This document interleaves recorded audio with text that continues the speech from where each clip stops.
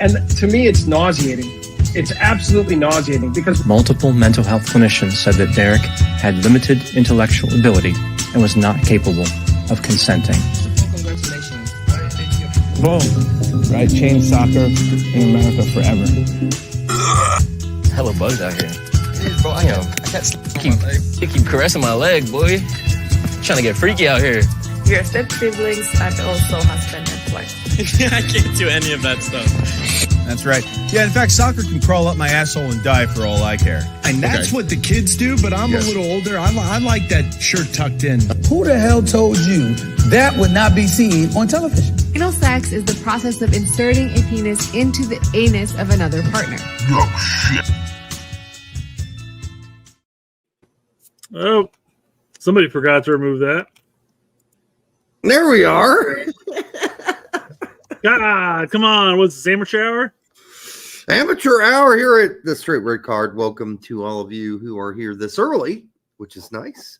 Kevin, Alex, Jack, Bimmy, Doghouse, PT69, everybody here early. That's nice. It's very nice. You know, I think anal sex is more than just inserting the penis into the anus. I think it's inserting it and then pulling it in and out, in and out, in and out. Not all the way out. That's just constantly reinserting it at that point. Not reinserting. You're in there. Oh, fair enough, fair enough. And you stay in there. And you just kind of go in and out, but not all the way out. So, I mean, she described it, but I don't think that's exactly what anal sex is. I think it's once you're in, you pummel that shit. I mean, not pummel it. That's not a good word. I guess technically speaking, one insertion does equal. So, I mean, it does technically, but that could be an accident. You know, have you ever had that accident happen? I saw. You know, they have ring footage of a bunch of things now. Things happen. They're like, oh, look at my ring footage, and it shows like whatever happened. They showed this ring footage of this girl leaving a house, grabbing her ass and going, I'm never going to do that again. Yeah. Well, yeah. But, you know, tell me you've never accidentally put it in the wrong hole before. I'm not going to tell you that. No. Accidents happen. You know, you're like, oh, sorry, babe. Sorry about that. You weren't ready for that. And I get it. And neither was I. But boy, that felt tight. All right. It's 83 if you already hear this early on. Yes, we are a soccer podcast. You're right. This is a soccer podcast, not an anal insertion podcast. But we will get to that soon. Lots to cover as far not the anal insertion part, the soccer podcast part. But we will get to that soon, guys. We will get to anal insertion later. All right, especially as we describe it with your stepsister. Oh God, how did this all happen? Anyhow, welcome to the show. We got a lot to cover, so let's get to the fluff. Let's get to the fluff. Yeah. So we covered one aspect of the female anatomy. Let's cover another part. And this is the part that did we really specify that it had to be female? That's fair. We technically didn't. We did talk about the female leading and the ring camera and all that stuff. So it was insinuated to some extent, but true. It does cross both. You're right. Yes. Could be gay. Could be Fuda. The Fuda, the mighty Fudas. FUTA, for those of you unaware what that is. Those are fupas. Futas. What's a futa? A futa is a woman with a penis. But she's built like a woman completely. But she has a penis. You mean a large clit? No, a very large penis. I'm just telling you, and balls. I'm not familiar with the futa, I guess. It's a Japanese thing. Okay. Fair enough. It's a Japanese, I think, animation thing mostly, from what I can tell. Futas. Yeah. Just look it up when the show's over. Just Google Futas. Yeah, on your company computer, by the way. Don't do it at work. Don't do it at work. All right. Yeah, no, they're just women with nice boobs, and they look like women, except they got penises. This is an imaginary thing, I think, because I don't think it's a real thing generally, like not often, that you have like a woman that really looks like a woman, just beautiful. And then she's got this 12-incher. That's food. Yeah. All right. That's a Japanese thing.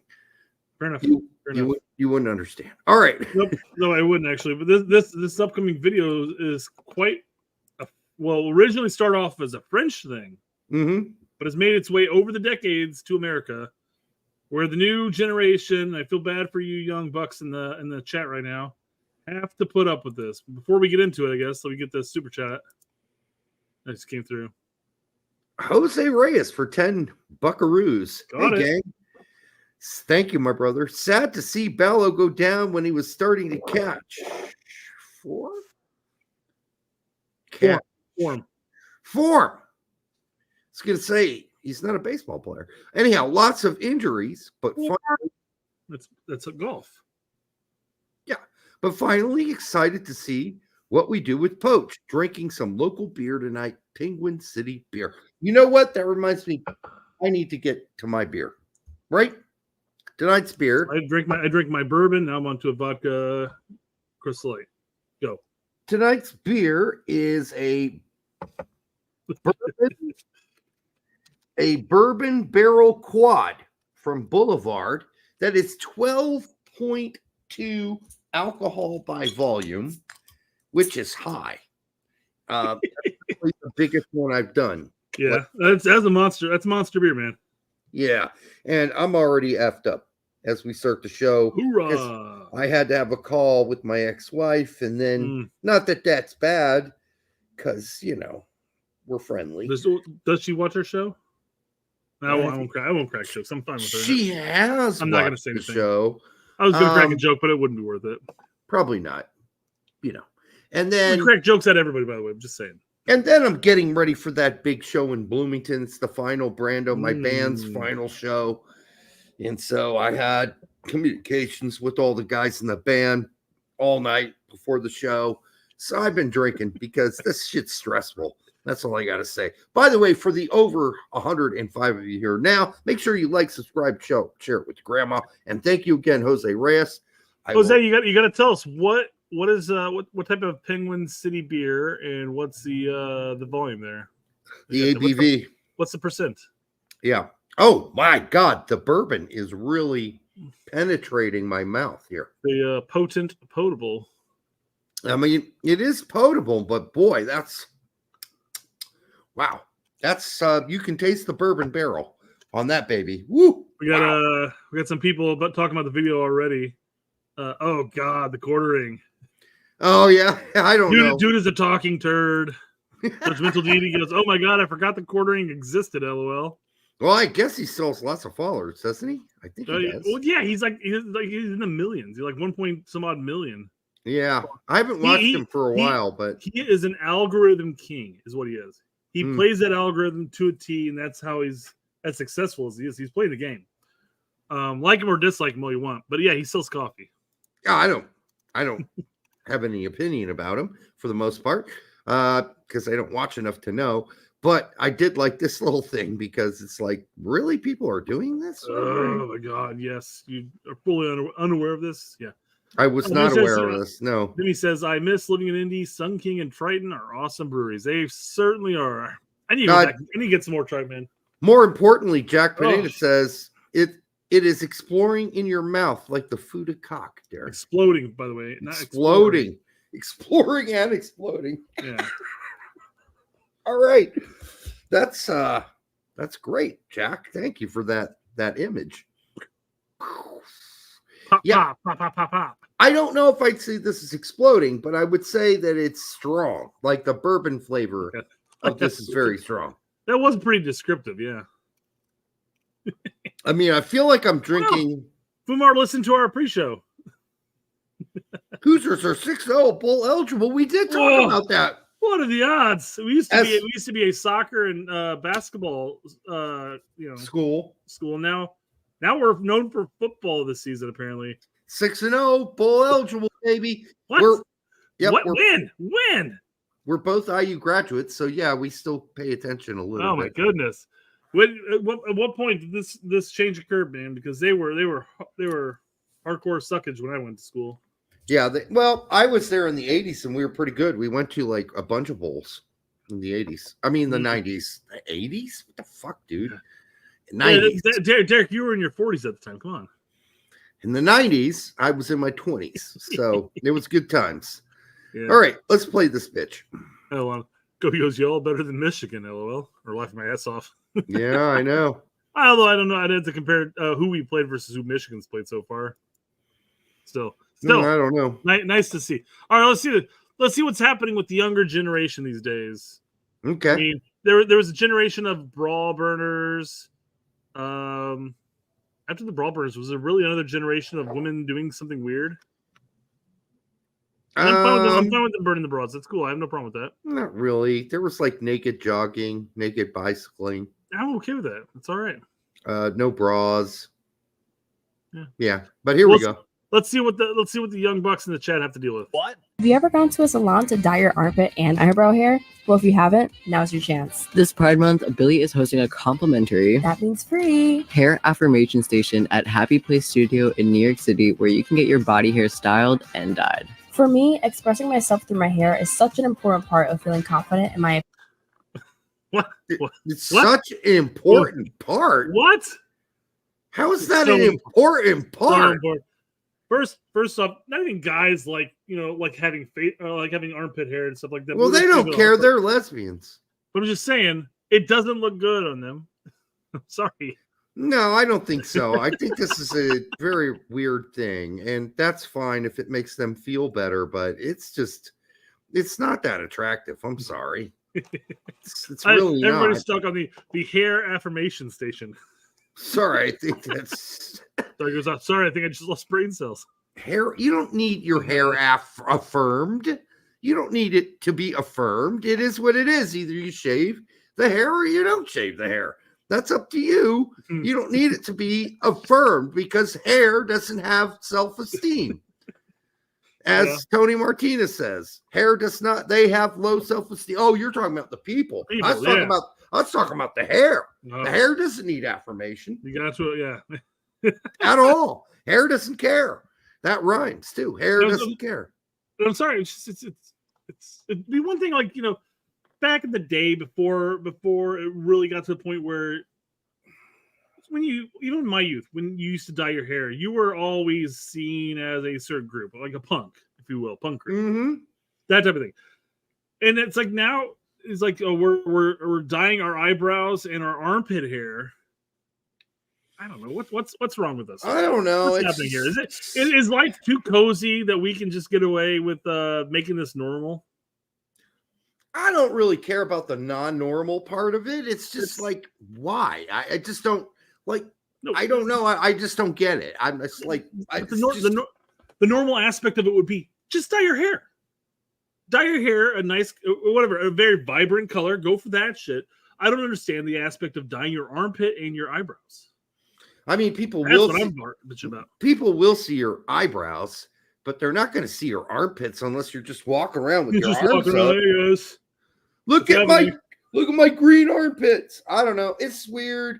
Like it's weird. Yeah. That this is a thing. Next up, dyed pubic hair.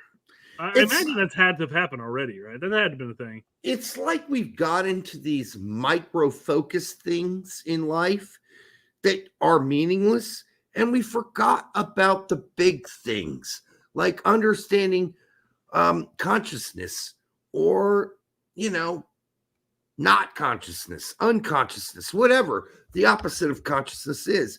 We've decided to not talk about existentialism versus transcendentalism. And now we're talking about dyeing our armpits. Like we used to have some deep debates about how people saw the world, and now we don't. Now we do this. I don't know. Zara says, I hope I didn't miss any fluff. We're still on it, Zara. I don't know. There was Dimitri Martin had this one skit, this one little one-liner, because that's what Dimitri Martin does. He does one-liners. And he goes, you know, a lot of people don't like bumper stickers, but I really appreciate bumper stickers because when I see somebody with a car that has a bunch of bumper stickers, it basically says, "I do not want to be friends with you," you know. And I'm just like, and it's the same red flags that pop up if I see somebody walking down with dyed armpit hair and eyebrows. I'm gonna be like, no, I mean, I could be friends with these girls. I really could. I'd be open to it. But I would just think, I don't think we're going to talk about anything that deep. I think we'll talk about micro stuff, very small things that are not important on the grand scale, like armpit stuff. But yeah, so that would be the problem there. If you attend a hair affirmation station and you need to get your eyebrows and armpit hair dyed, I'm sorry, I'm not hanging out with you.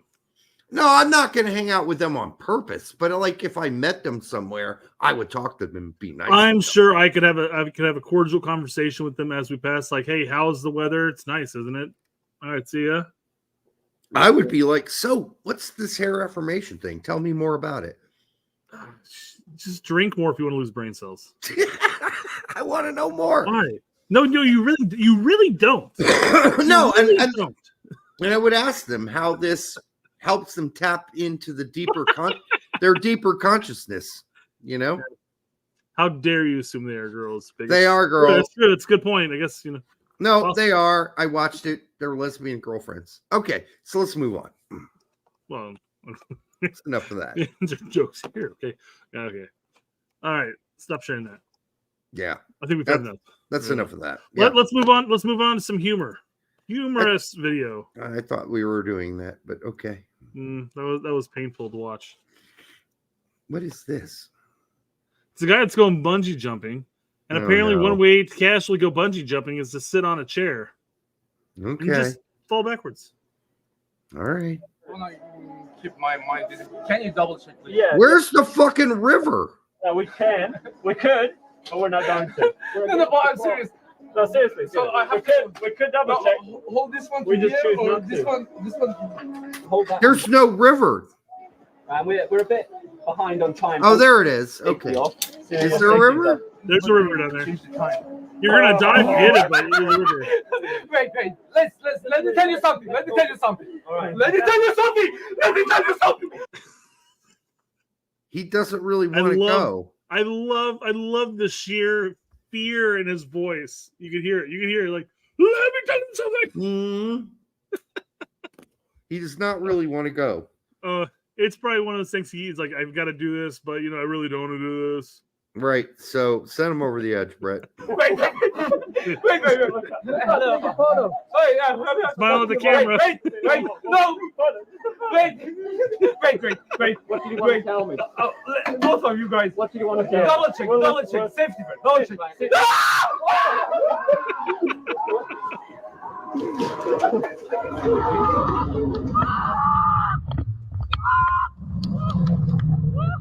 Then why did you do it if you're going to be not horrified by it? He's got to live his fear out, man.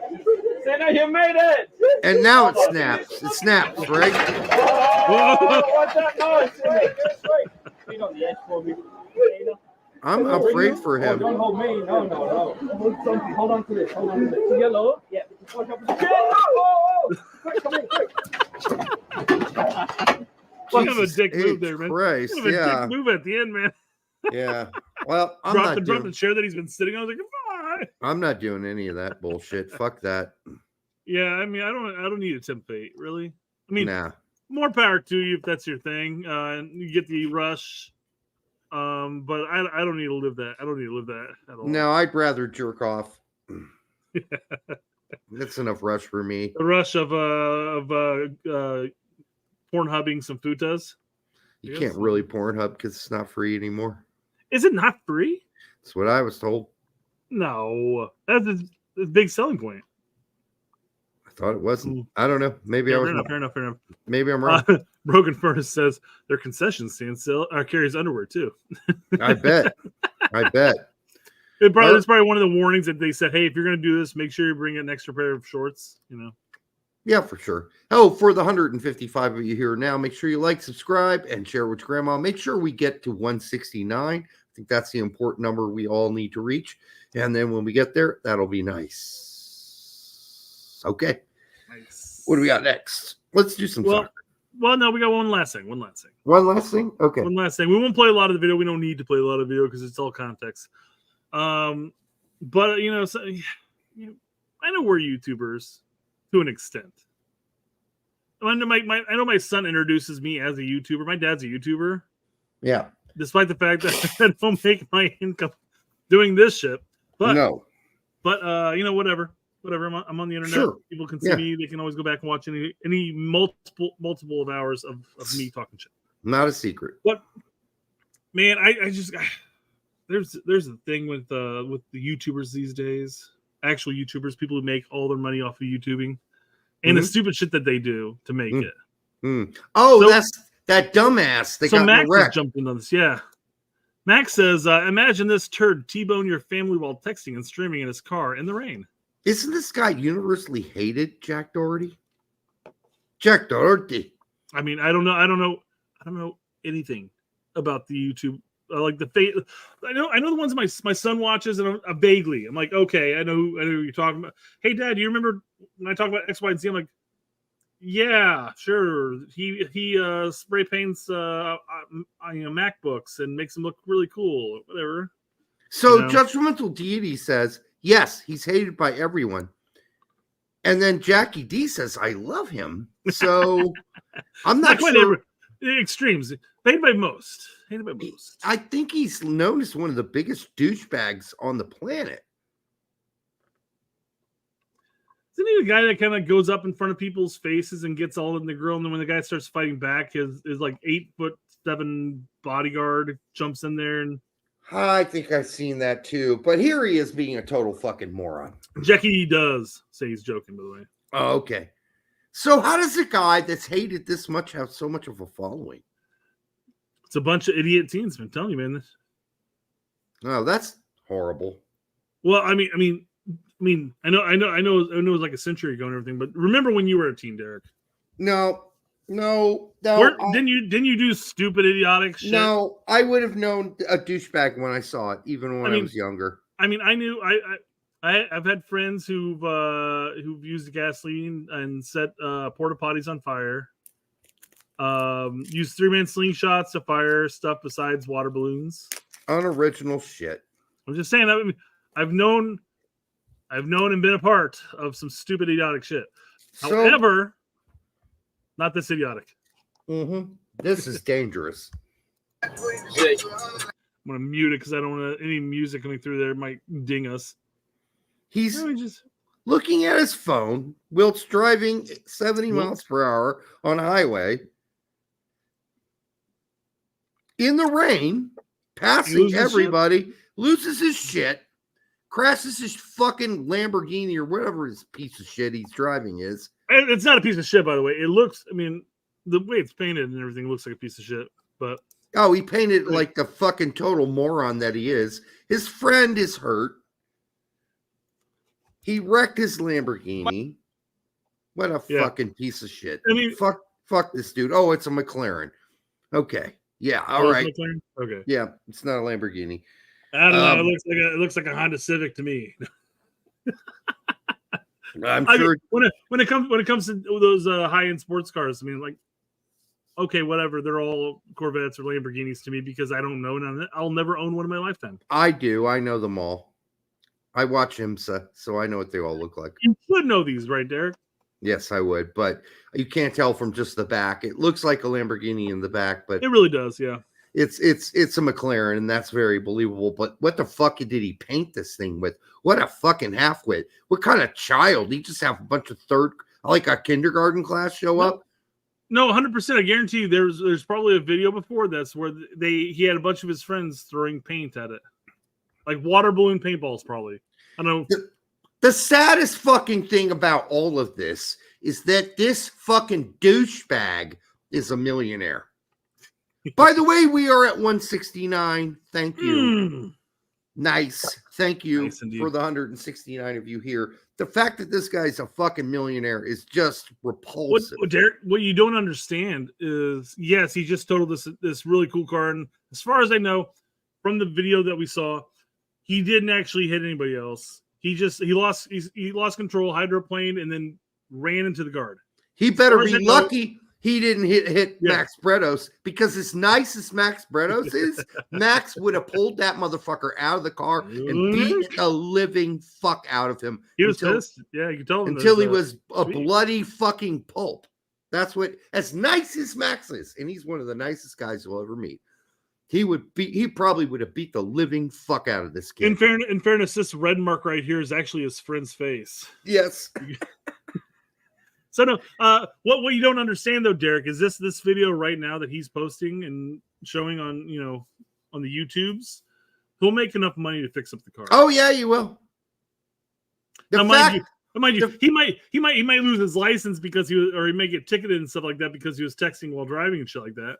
But the fact that he's driving that and we're driving Fords and Hondas, fuck him in the ass, because he's a piece of shit. Fucking got no knowledge about anything, no expertise in anything except for being a douchebag. And the fact that people watch douchebags for fun on the side is really despicable. It's one of the worst things. Listen, he can do it.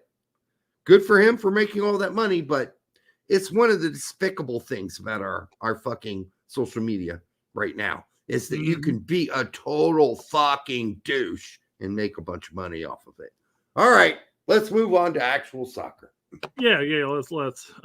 So being a douchebag sells, says S27. He's completely right, and that is obvious. Pretty much. Well, it's just like people wanting to crane their heads to look at a car. Speaking of a car accident, but they always want to look at the car accident, and all of a sudden traffic is backed up because everybody's slowing down to minute speed. They always want to watch the idiot on YouTube. Train wreck watchers, yes. Why don't we have more viewers is my question. I'm probably irritate people, Brett. Yeah, that's fair. That's honestly. Fair. I probably do. Some people don't like my humor. So being a Galaxy fan, Derek, do you watch the game against Austin FC? I didn't watch it all. I watched some highlights. I watched Ricky Puig ran fucking bullocks on that team. It was great. All right. Let me zoom in because we can't. I know you can't read that because that's way too small. There we go. It's not absolutely gross, by the way. It's a bad tackle, but it's not absolutely gross. We'll get into that in a second. Yeah. So Joseph says basically saying that whatever Bureau, however you want to say his name, should see a long time suspension for this. No, says it's absolutely gross, and we're not gonna play it obviously because we'll get dinged. But I'll just go through this. Yeah, Lawless was saying no, this is not a horrific tackle. Get over it. Let's see. Well, this is my problem, right? It's bad. It's bad though. This right there, he's left the ground.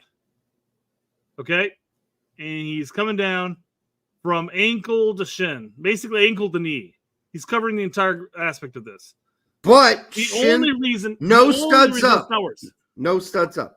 It still could be. Well, it depends on where he would have been at that time. But that could still have been not career. Let me rephrase that. Season ending, which is only like a month or two away, anyways. But point being is the only reason it wasn't as severe as it could have been is because he anticipated it and jumped over it. It still received contact, but it was still leaving the ground. Leaving the ground. I don't care. That is a dangerous fucking tackle. I'm just saying that's a dangerous fucking tackle right there. I say it's a yellow card. Oh no! If anything, it should be a straight red. Now you could debate the multi-game suspension at that point. But by the time he gets to the ball, he's on the ground. His legs are dragging on the ground, and none of his studs are up. I'm saying if his feet were planted, that's still taking him out the shins and knee area. That's a horrific hit. In that case, I give him a red. Okay, so the fact that he anticipated and jumped a little bit in anticipating the tackle, it's yellow for you. I think he's trying to wrap his legs up, the tackler, into a ball as he's running through the guy. I don't think he wants to deliver studs. I think it was a poor tackle for sure. It's a yellow or a red. It's a yellow or red. It's not. It's horrific. I've seen such horrific shit in my day. Oh, sure. This is just nowhere near it. No, and I agree. This is not the worst thing you've ever seen. What I'm saying, and the reason why I'm bringing us up and talking about this is Eric Goodman says horrific. There's barely any contact. He's fine. No, Let's cool off, shall we? He's wrong. He's a fucking homer, is what he is. He's Austin FC homer. Yeah, it's bad. So of course he's going to say that. It's bad. It's not. My point was, it's an ugly tackle that could have gone south in an instant. He left the ground, covering from shins to ankle, focusing on the barely contact. You're showing your bias. That's for sure. Your bias is showing. No, it's an ugly tackle. It's a bad tackle. It's not horrific because I've seen horrific, and I know what could have been. I know what horrific looks like. Studs up off the ground. Sure. Nasty shit. The shit that happened to Stu Holden. Stu Holden, 100%. Yes, agreed. Nasty. That shit's horrific. This could have been bad. I don't know how bad it would be because when you show studs up and you come studs up in on that kind of angle, you apply a much more force. He is tucking his cleats in. He's tucking them in. Like, I'm just going to slide through this. But you're right. If Ricky Puig's feet are planted, even if you slide into him with tucked feet, you're going to hurt him. Yeah. Right? You're going to hurt him. And that's my whole point right there. I mean, you can argue the fact of whether or not you want to claim that it's a multi-game suspension. It's a red card regardless in my book because he left the ground in that tackle. And that could have ended south. The fact that it did end south is not the question. I'm fine with a red, but not multiple game suspensions. And, if someone would have given just a yellow, I would have been like, all right, that should have probably been a red, but, okay. Depends how you're calling the game. Mm-hmm. So, but it looks like a red. I think that's pretty fair. Yeah. But not multiple game. It's not horrific. We're in agreement in that sense. It's just bad. It's bad. I will say from my opinion, we're in agreement, you and I, in this situation. It's a straight red. Get out of here. As far as a multi-game, I could see the argument made. I know you're saying you don't see it, but I can see multi-game for me is studs up. That's fair, and I understand where you're coming from. I'm just saying, just because the foul didn't go south doesn't mean that it didn't warrant. I watched that video from another angle today, and he's definitely poking those twinkle toes back. He's like, "Oh shit, I'm gonna get a red." Yeah, and that maybe that's the thing. He realized how badly he fucked up, and he like curled in a bit. Yeah, you can see him like tucking those toes in. He's like, "Oh shit, this is a red." Yeah, he knew it.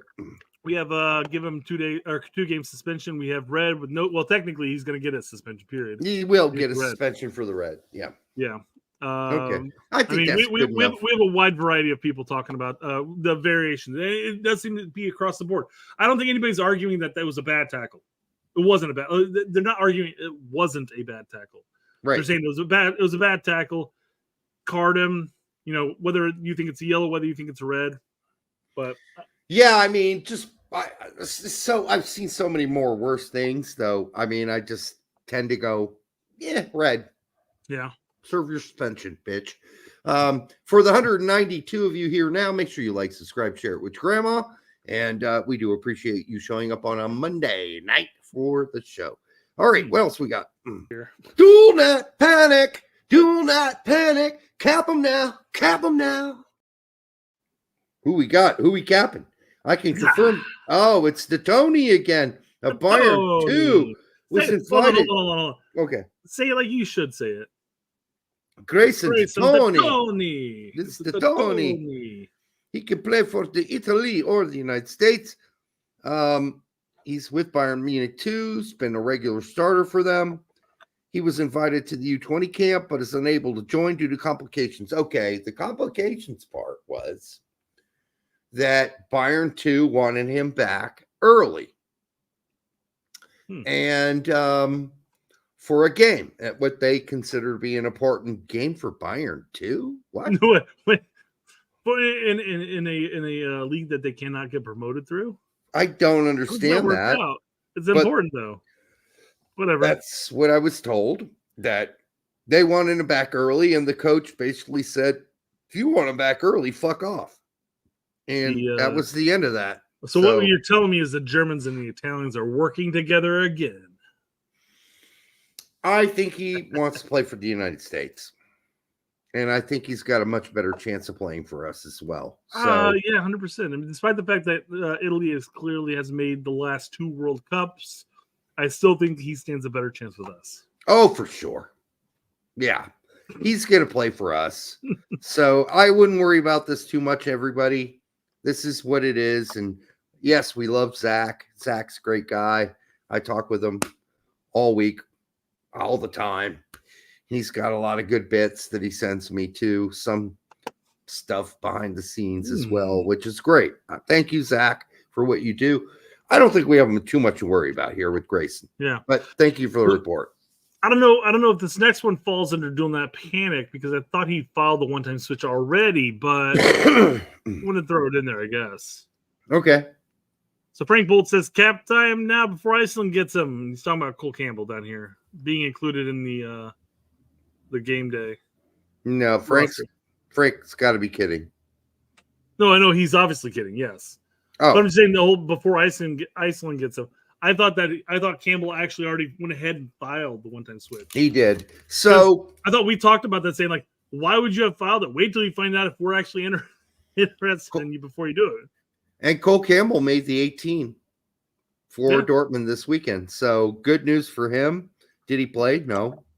S20 says, I know nothing about Campbell. Is he a winger? Yes, he is. He's very fucking fast. He is incredible, yeah. Very fucking fast. Scary fast. And he was eligible for Iceland, but he already made the one-time switch for us. The rules are changing, by the way, for dual nats.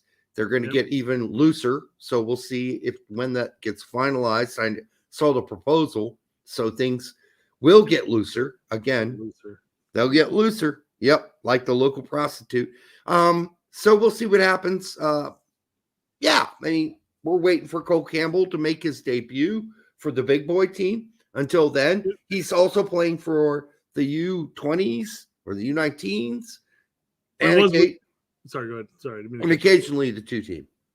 So obviously, I can only base my viewing of him off of the one preseason game I saw him play, and there were flashes.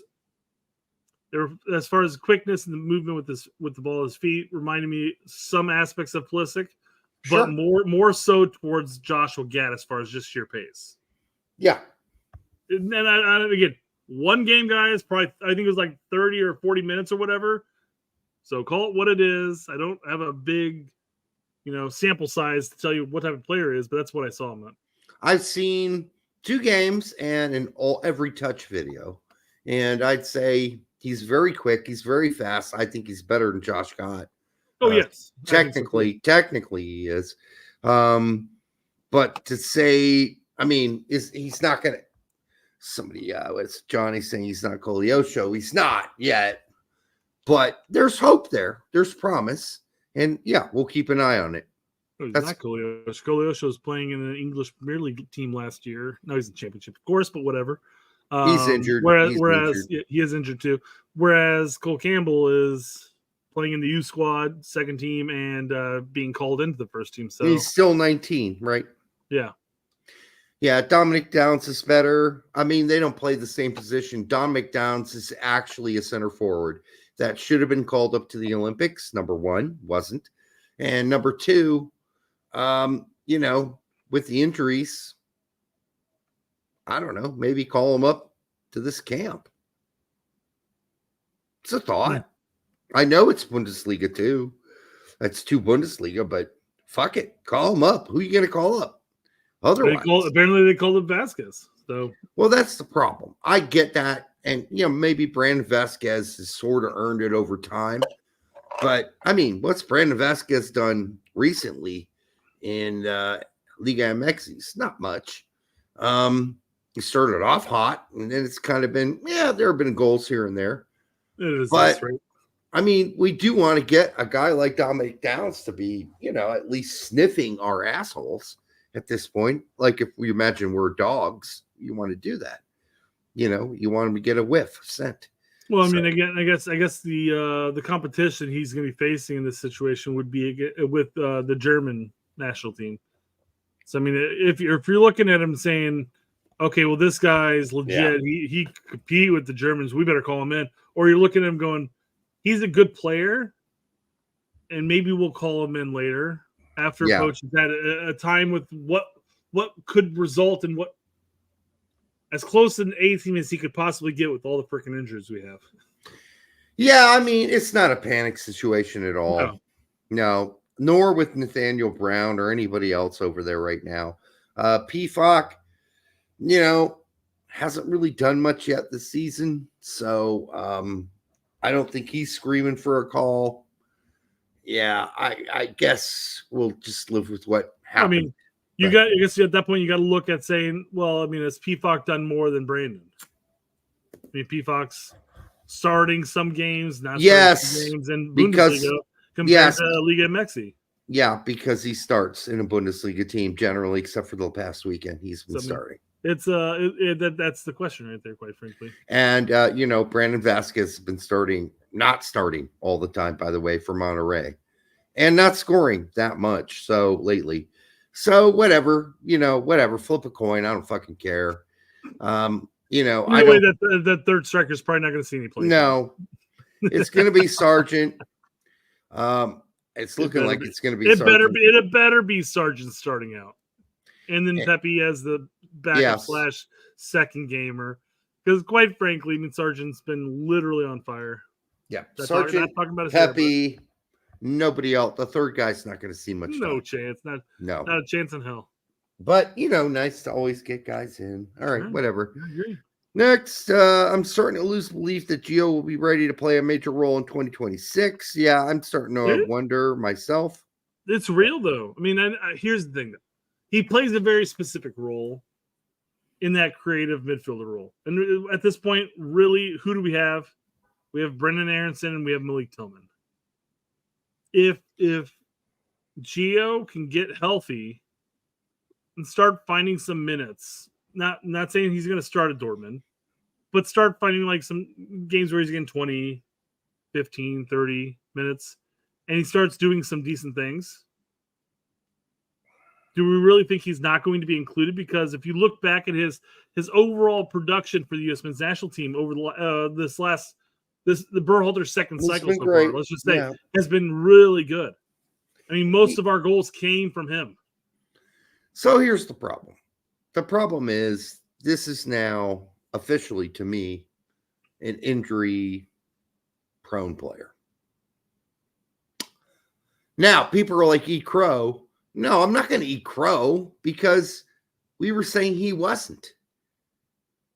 Like, during the whole going to Nottingham Forest thing last season. Where he did not have an injury period. He was not injury-prone then. Now, I'm starting to think, this is starting to officially start to smell like an injury-prone player. What is his current injury listed as? Is it a hammy?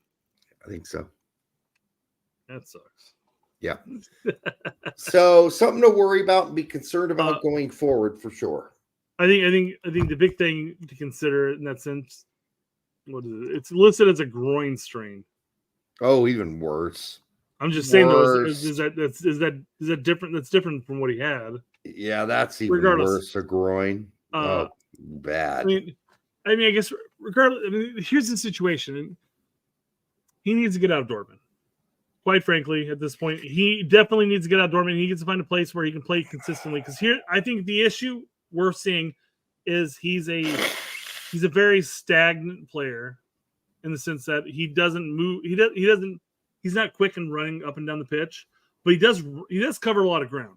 As bad as Dortmund is right now, Brett, as bad as they are, because they've been atrocious this season so far. It has been great. I think he's got a shot at playing if he can get fucking healthy. Yeah.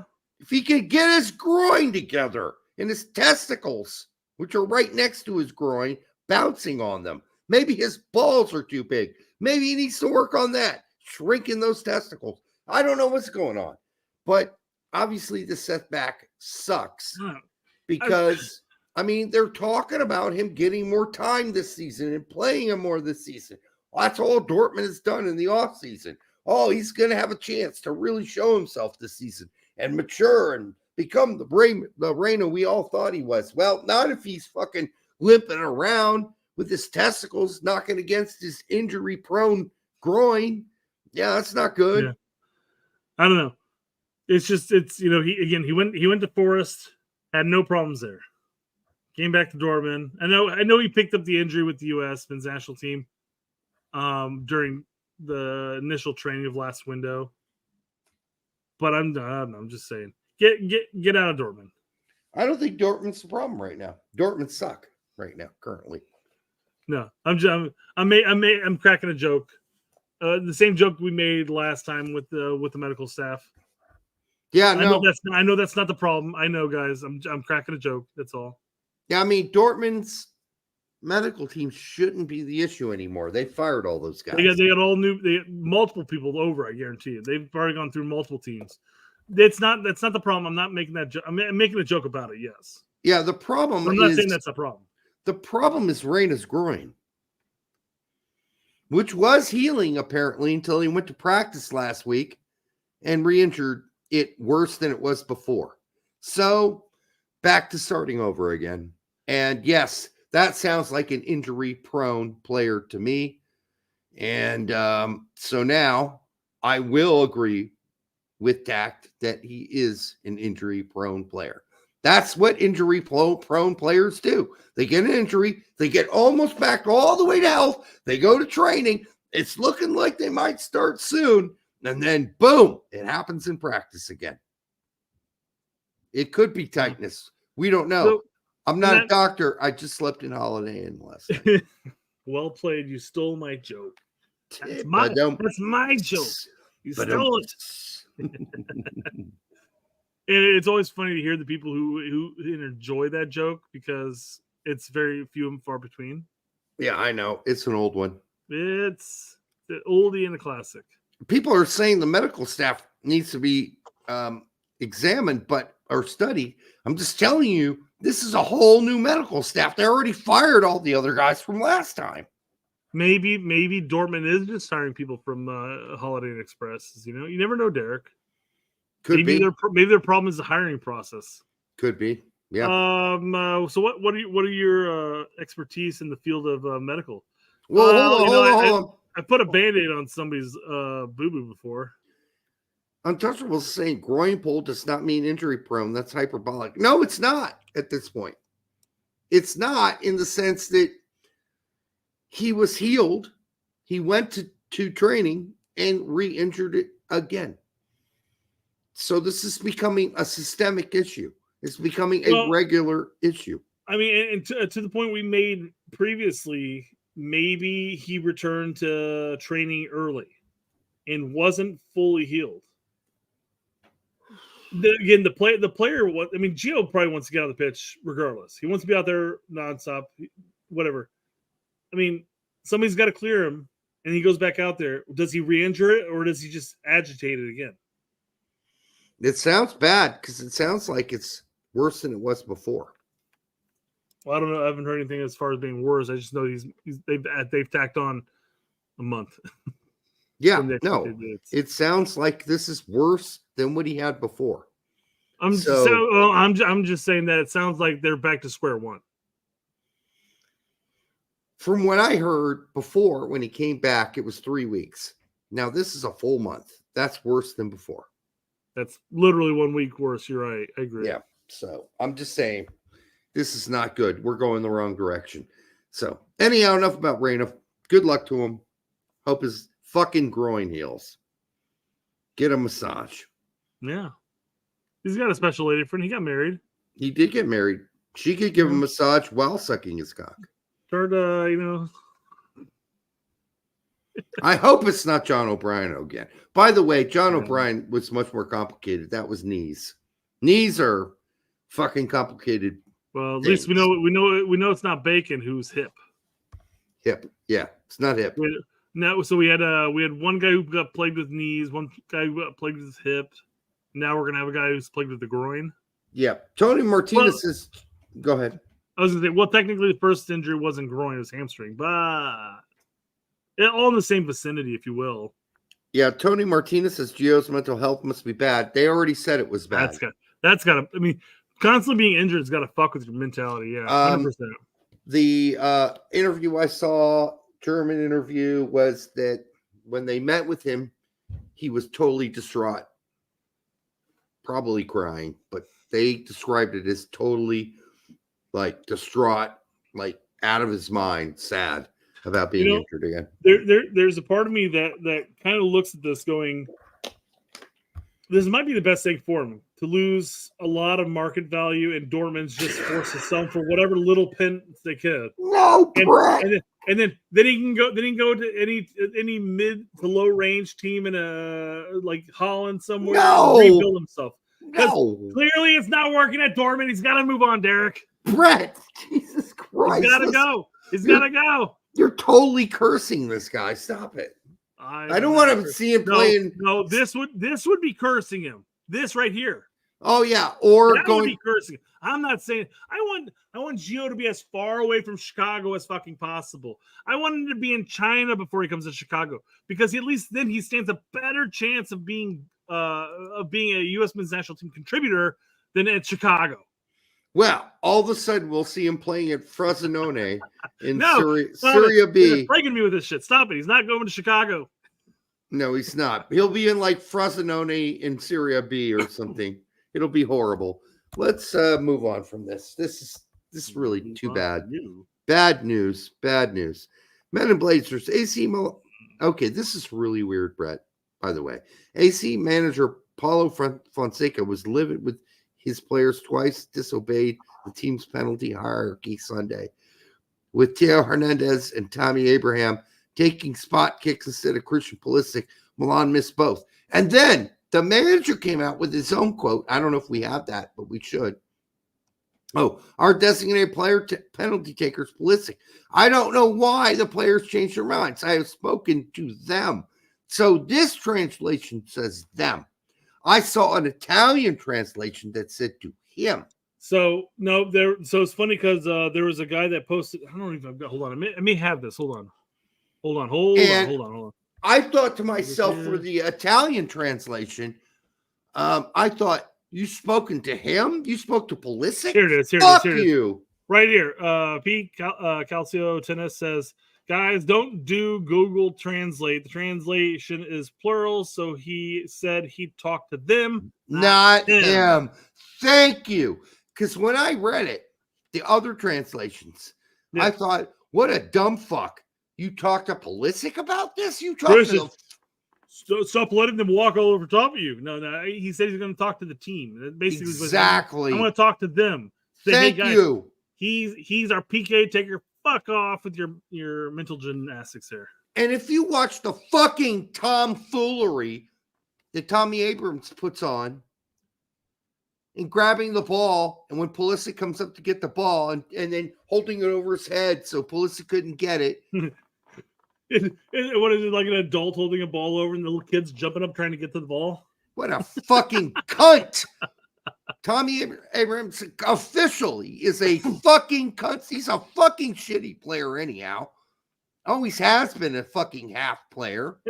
Hey, losing out on 3 points here and missing 2 PKs has got to be the best thing for AC Milan, because at this point, the nail has been hit on the head. The coach is going into the locker room and goes, what the absolute fuck just happened, guys? You know he's our PK taker. Enough of that. Oh, here's the thing. No, Brett. No. Fucking Paulo Fonseca should have been running down the fucking sidelines. If he can, I know that's illegal. He can't leave the box. But I would have pulled over somebody on the pitch and said, you motherfucker, you go in there and tell them. If fucking kick him in his nutsack. No, if Teo or Tommy takes this, they're benched next game. They're absolutely benched. Pulisic's taking the free kick. but he didn't do that. I know you can do that as a coach. Yeah. I know you can. I watched the Golazo talk about this. The Golazo team with Tony Miolo was on there with everybody else, and they're like, oh, Pulisic needs to take command and really demand it. And I 100% agree with Tony on this, Tony Miolo, in the sense that I don't think, even though Pulisic has been running the team right now this season, and he did a pretty damn good job as far as running it last season, there's an aspect of the game right now where I don't think that he commands the respect that he not over Teo in that sense, yeah. So not over Teo, if he were to throw a fit, Teo should know better. But I mean, if he were to throw a fit and really start fighting with Teo or Abraham for that, what do you think the media would have done? They would have looked bad. They would have ran with it and said, like, look, this American little bitch, more or less. Or they would have said, look at the chaos with Fonseca. Exactly. So in a sense, Pulisic did Fonseca a goodie. Fucking solid here, yeah. Because he basically said, I'm not going to cause any hay here.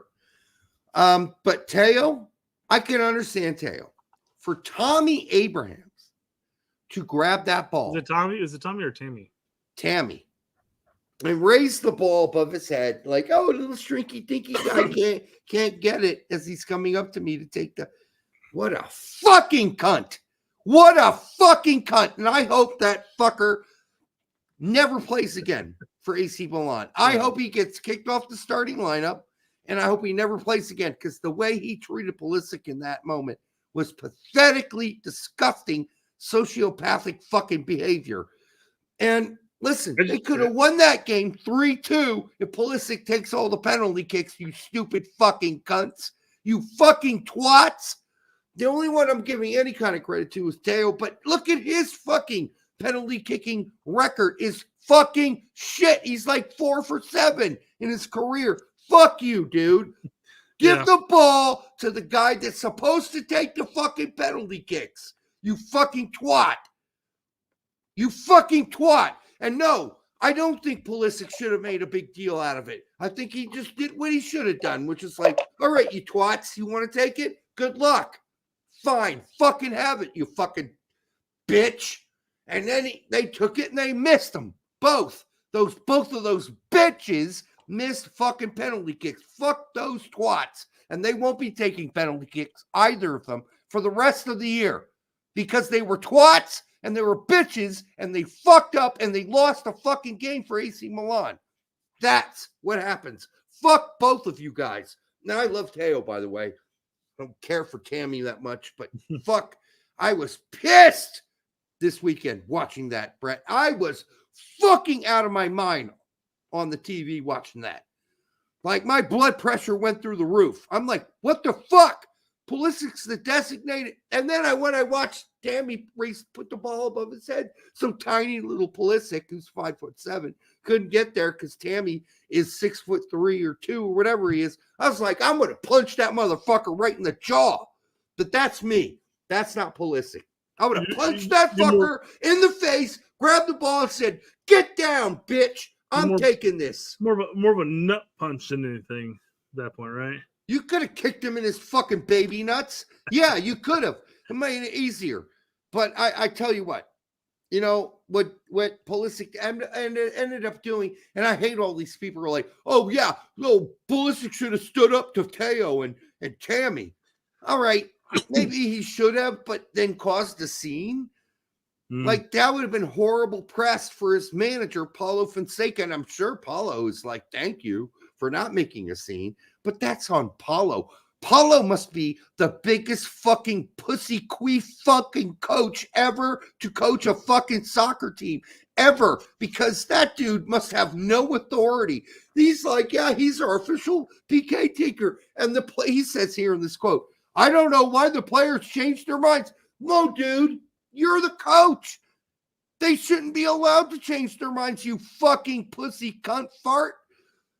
Don't let them change their minds. What amazing horseshit. Not only the coach displaying total queefness, But then allowing the players to get away with it, queefness, to call Pulisic the pussy in this is bullshit. He's just like, well, fuck it. You guys be clowns then. You be clowns. I approached and said, I'm the PK taker. And then you held the ball above your head and said, go get it, shorty. I'm not saying that's what he said, but that's what it looked like to me. Come and get the ball. Come and get the ball. Laverdot says Tammy and Poli are very good friends. I mean, they have a history together at Chelsea. Plus, Hernandez had his birthday and was 1 goal away from taking the #1 spot for the most scoring defender in Serie A. Who needs friends? AC Milan, I think AC Milan. Who needs friends like that? Who needs friends like Tammy? He's not really your friend. If he pussy queefs you on a fucking PK that's supposed to be yours, fuck him. He's not your friend anymore. And if I'm fucking Pulisic, I go into the locker, I'm like, yeah, you guys fucked up. I'm not saying anything, but it's really obvious who the fuck ups were. They should have won that game 3-2, and they would have. Well, fucking Pulisic taking both PKs. I mean, they should have won 1-0, but AC Milan's defense is in such shambles. Oh my god! How about Musa? He doesn't look like he's going to play anytime soon. Like they made a pretty weird. They made a pretty but they made a clear statement about him. They said we don't need just a ball carrier. We need somebody who can carry the ball and then do something with it in the final third. They have other players on the pitch that can do that, though. Is the problem. Not every player in the midfield has to be a ball carrier that's going to split the seams of the defense. But I think that's something he needs to work on. Period. Yes. But I mean, having a solid ball carrier that can take the dribble a couple players, move the ball up the pitch, and then find somebody out wide or up a little bit more is still a viable player to have on your team. Oh, seems a little strange, but it seems even more strange given the hype during the preseason as far as Musa was given, and all of a sudden it's like, yeah, but he got to play. He got playing time, and when he's had it, he's done nada with it. So there you go. I don't know what else to say. I've watched all the AC Milan games, and when Musa's played, I've been impressed by the usual things I'm impressed by with him, which is, boy, he can take a ball and dribble it from his own final third all the way through the midfield and into the other final third, and then he is dog shit. Okay, well, absolute dog shit. Then at that point, he just has to give the ball to one of the other 4 or 5 players in the final third who can do a final pass. Well, do all the fucking dirty work to get into that final third, and then just get rid of the ball. Not doing a good job of that, is he? Well, I mean, he could just pass it over to his left to whomever was over there at the time. Yeah. Well, that's the easy thing, Brett. Yes. I would, especially on the counter when they counter out their final third, and he's in an offensive situation where he's got 3 guys ahead of him he can pass to. He always picks the wrong pass. Always. That's fair. That's a fair criticism to have. Yeah, I'm just saying having somebody who can transition between the defense and to the strikers is ideal. Not saying that he has to make the final pass that leads to the assist or the hockey assist if you're going to play American style here. But regardless, Laverdot for $1.99 says Puli's mentality embodies the U.S. culture and aura. I don't know if that's necessarily a positive thing. All right, bro, you can take it. Sure, go for it. He's been great. I'm sorry. That I think that's that fucking goal. Gameplay. Yeah, that fucking goal this weekend was what a beautiful goal. Fucking genius. Absolutely beautiful goal. Yep. Beautiful goal. Julian Vivas for $4.99. I wanted to see new names. Kobe Henry. Okay, all right. Let's take these one at a time. Kobe Henry is in his infancy. He played in the lower divisions of France last year. He doesn't even and hasn't even played for the 2 teams where he's at. So Julian, we love you, but Kobe Henry, that's a premature joculation. Okay. Cole Campbell, premature ejaculation. It's just too early. We got to see what Cole can do. I'm happy to watch and see. Gavin Beavers, with his name, still premature ejaculation. And you don't want that with his last name, right? Right. Now, Paxton Aronson, I wouldn't have complained about because what he did with Utrecht this weekend was frankly fucking great. And he has had games like that where Paxton Aronson has played some really good games. But it's Holland against some really poor teams, by the way. Question though, would you be more inclined to call him over Zendejas? I know they played different, yes. They played two different positions per se in that situation, but Paxton could play out wide. We've seen it with the youth teams. I would take Paxton over Zendejas. Who has been talking about keeping the doors open for Mexico, apparently. Well, he can't. The doors are closed. And you know, Zendejas is only 2 games into coming back from injury, too. So let's keep that in mind. Dominique Downs, we already talked about. We would agree with giving him a poke and see. And then Roxas Puxtas. I would have been fine with that inclusion, quite frankly, because he is standing out at his club, and mind you, it is Czech. I understand, but yeah, I'm sorry. You got to see more than Hayduk split stuff. Sorry, not ready for him to be playing a role or being on the roster for the U.S. men's national team. I'm just saying, so, I'd be fine with a youth call up if it was someone like him or Luna in that situation. Luna makes sense more, but I'm just saying. Well, Luna just scored this weekend, so okay, yeah, fine. Jeff Carey for $4.99. Thank you, Jeff. What's his nickname? Spicy Jeff Carey. With the hurricane heading into Tampa, Tact is coming to stay with me in my parents' basement. Hey, one way in, one way out. That sounds spicy indeed, Jeff. It will be me, Tact, and my obese sister snuggled together. You forgot to add stepsister. Well, it would be Spicy, then Tact, and then the sister. So then it's okay. Stepsister. I'm just saying. Which makes this whole... Spicy's not cuddling up with his sister. Spicy's cuddling up with Tact. Yeah, but she's in there too, so that's a threesome. Better be a stepsister is all I'm saying. Better be a stepsister. That's all I'm saying, Brett. Can't fuck your own sister or have a gangbang with Tact in your basement with your own sister. That's got to be a stepsister.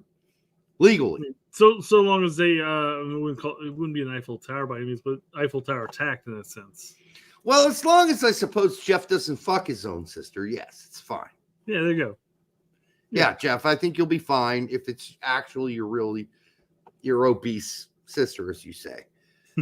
Just don't, suffocate Tact because he's a small dude. And if your stepsister's obese, here's the Tammy Abraham thing. Look at me. Well, Tamori is the one who grabbed it and gave it to Tammy. Oh, okay. I must have misseen this. And Tammy's like, no, bro, I got it. Don't worry. Oh, he did say no, bro. He did. No, right bro, there. Right no, there. bro. Fuck you, Tammy. No, bro, fucking, I got it. What a cunt. Gonna put it in the back of the net. Gonna tie up the game. What a cunt. I can't believe he did that to his friend. People are saying they're friends. No, you don't do that to a friend, dude. Not when you know he's the designated PK taker. And he already scored. Or it's the only guy that scored. And it's been scoring on a regular basis for the team. What a fucking cunt. That's all I got to say. Sorry for using the C word so often. But, man, that's just pussy wad shit. That's like amateur fucking hour. All right, I got to pee, Brett. I'll be right back. Fair enough. Gabriel Sutton, who does BBC squad goals, writes for Sporting Life FC, basically an EFL aficionado. He says Josh Sargent is the best striker in the championship. I've not seen a center forward at this level bring the best out of all those around him quite as consistently as he does for a long, long time. And that's the big thing with Josh, quite frankly. And I know that there's, obviously people are like, they do the comparison game between Josh and Ballo, and quite frankly, and I've been on record saying that I would love to see a Ballo and Sargent dual striker formation of some form, but Sargent does bring out the best of Norwich. He may not necessarily be a part of every single goal scoring opportunity, but he opens up the game, quite frankly. So, welcome back, Derek. Yeah, I'm back. All right. So, just to rehash what happened, Gabriel says Sargent is the best striker in championship. I've not seen a center forward at this level who brings out the best of his team. Basically, is what he says. Yeah, well, that's probably true. So, and it is, and you notice it.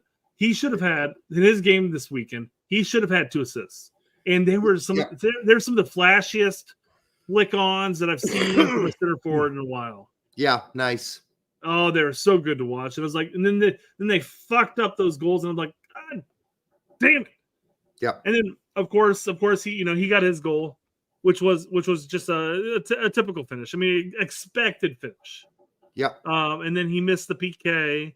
Oh, people don't realize in that finish he was also responsible for the buildup.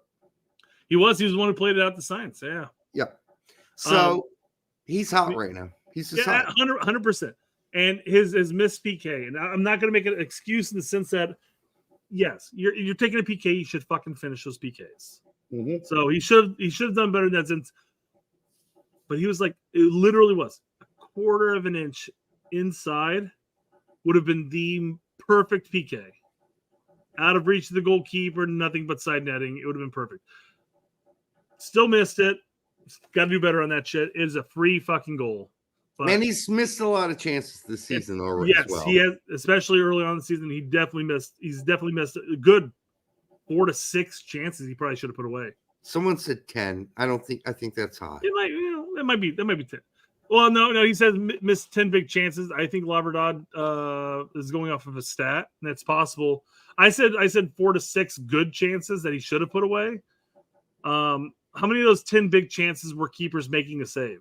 Because there were a couple of those where the keepers made nice saves. I don't know. I don't know. Even with that, he's fucking on fire. Where's he at in the stats as far as leading goal scorer for championship? What is he? Top 5, top 10? Somewhere around there. Yeah. And he still missed all those chances. He'll get that.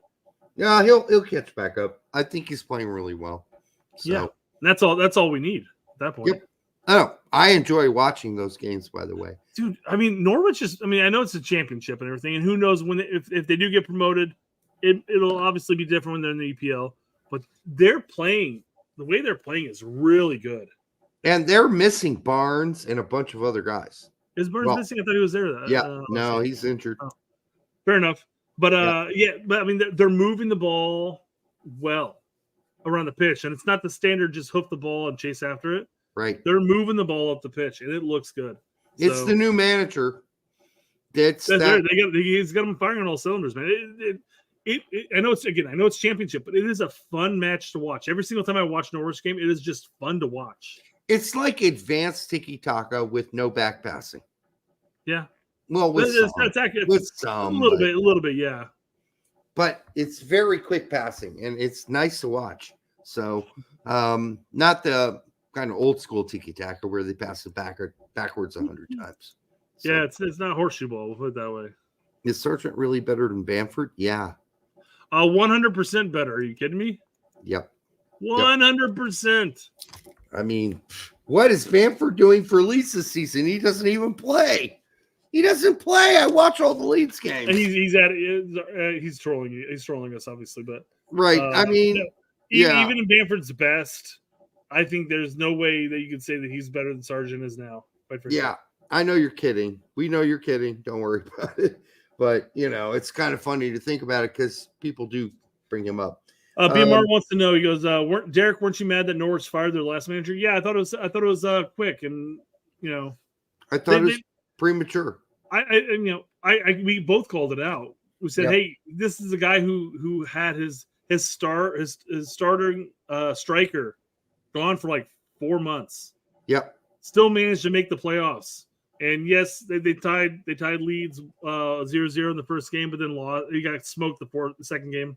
But who had the better lineup by far? Leeds had better players.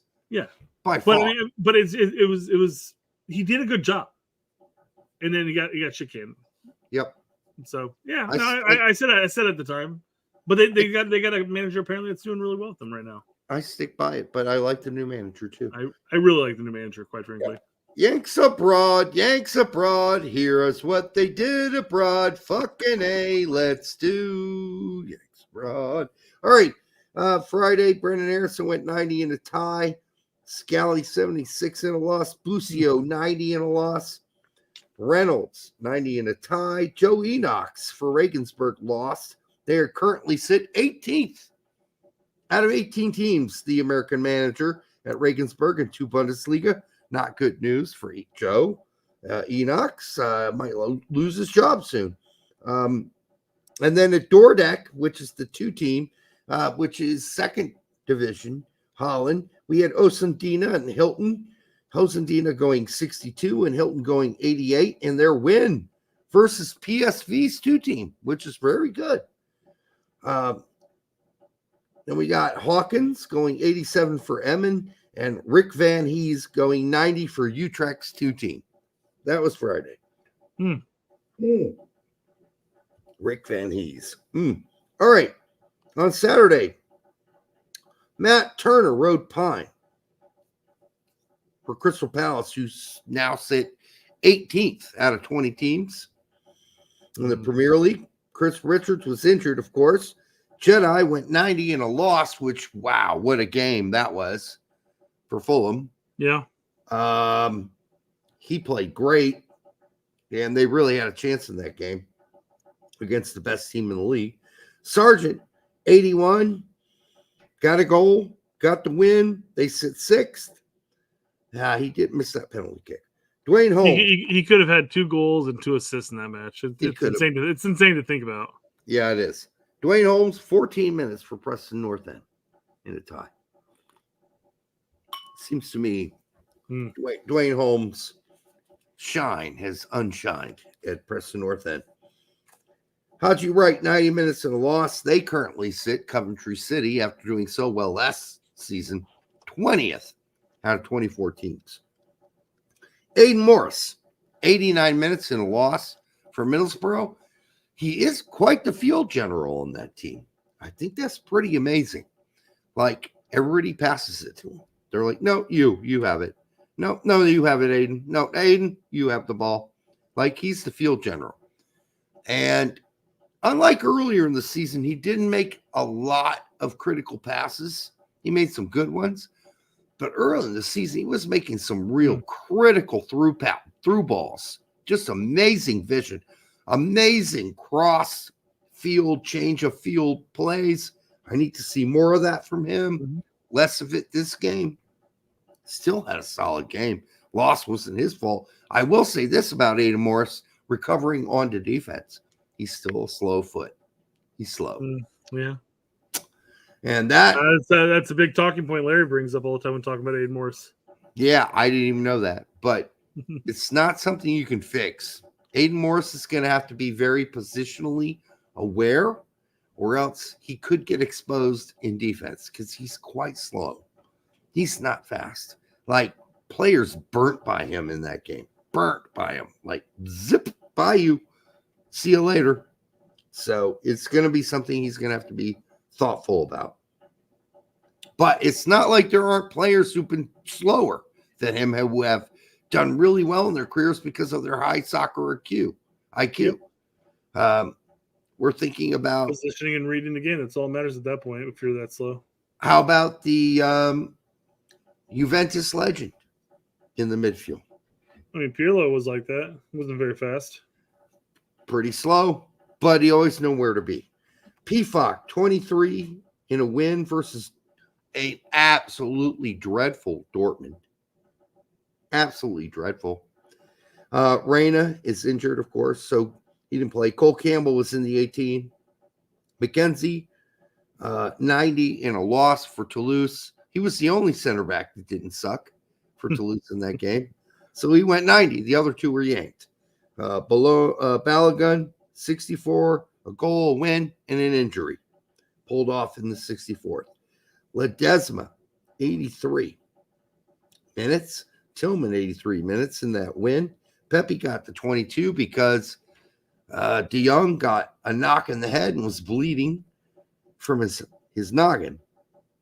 Ugh. So it's fun. But he'll be back next game, and Pepe will go back to the bench. Oh, but it's 2006. He'd be back on the pitch right then and there. He would have, yeah. Yeah. Paxton Aronson, 90 minutes and a goal for Utrecht. Booth, injured. MLS, shining light. Is injured being nice, or is he legit injured? He is. Okay. Something's not right with him. Hey, talk about injury prone, right? I mean, that guy's always injured. Yep. In MLS, Brent Bronico had an assist for Clit. Ooh.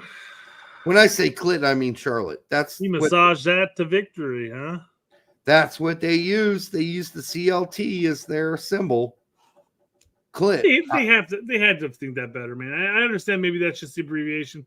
The airport might be CLT as well. But I mean, come on, guys. Clit? Why not like CHT and they could be shit? Shit? Well, maybe chit. I think chit over clit. But you know what? Clit's kind of hot, I guess. Patrick Agamon for Clit also scored in that game. Tyler Wolf, a goal for Atlanta. Serge Nagoma, a goal for Red Bulls, along with Peter Stroud, an assist for Red Bulls. Kyle Smith, an assist for Orlando. Lucho Acosta, a goal for Cincy. I don't know if he's actually ever qualified to play for the U.S. men's national team. Nathan Harriel, a goal for Philly. Jack McGlynn, another goal for Philly. Damn. Ireland's going to come knocking. You would think. Lucas Bartlett, an assist for DCU. Dotson, a goal for Minnesota. Aaron Long, a goal for LAFC. Betcher, 2 goals for St. Louis. 2. This kid's coming out of nowhere. So let's see what happens there. Narinsky, a goal also for St. Louis. Diego Luna, a goal for RSL. Then we get back to Europe. Horvathing it for 90. Tessman, 20 for Lyon. Sabi, 30 for Le Havre in a loss. Maloney, 67. And as soon as they went down 1-0, they pulled Maloney. So here's the new trend for Heidenheim. As long as they're winning, he's in. As soon as they go down, he's out. Because they need a goal, and he ain't going to provide one. So, again, another argument for Maloney being a center back. Honestly, for us. He's a great defender, but if you need a goal, he ain't going to give you one. I'll tell you that, man. It's not like Heidenheim didn't create any more chances after they got scored on, man. I know they didn't. That was quite an eventless game after that point. Sure as hell was.